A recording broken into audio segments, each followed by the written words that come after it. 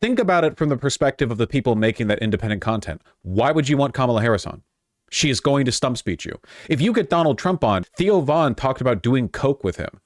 Joe Rogan is all about this. Like, you can have an interesting convo with Donald Trump. What kind of conversation can you have with Kamala Harris? Not only are you opening yourself up to all the sort of negative attention that you get from participating in a presidential race, but Kamala Harris isn't going to hit you with anything even remotely interesting. They should have paraded Walz, though. Yeah, but Walz was on a leash. Like, I agree, Walz was a better candidate and a lot more authentic. They muzzled him as soon as they brought him on. He got famous for the weird thing, but then they told him to stop it. And then since then, he just became like the Midwest whisperer, you know? They stopped allowing him to be aggressive. Men, African-American men, Latino men, we had a number of opportunities there that I think when we could do it, we absolutely did it, and it was a top priority for us. And the truth is, when Trump would go on these podcasts, the conversation wasn't political.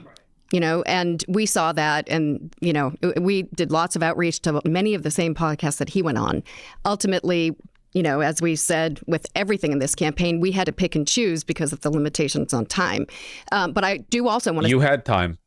If you have time to go on and do like 60 Minutes interviews or go on NBC or whatever, that's going to be viewed by at most like 150,000 boomers across the country, you have time to go on Joe Rogan, which will be viewed by tens of millions of people. You had time.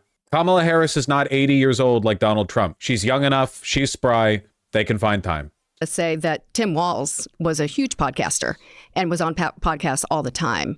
And, you know, in the politics adjacent space that you were talking about, sports, hunting, you know, fishing, running, football generally. He went on Smartless, a whole host of them. So we definitely see the value in this strategy. I guess the thing that was different about our campaign versus Trump's are a couple of things. One, you know, all of his podcasts were reaching the audience that we were struggling to pull in. Young men. Young men. Yeah. And we saw that. We knew that. You're not learning the right lesson here. It's not enough to just go on the podcasts. You have to have a compelling message.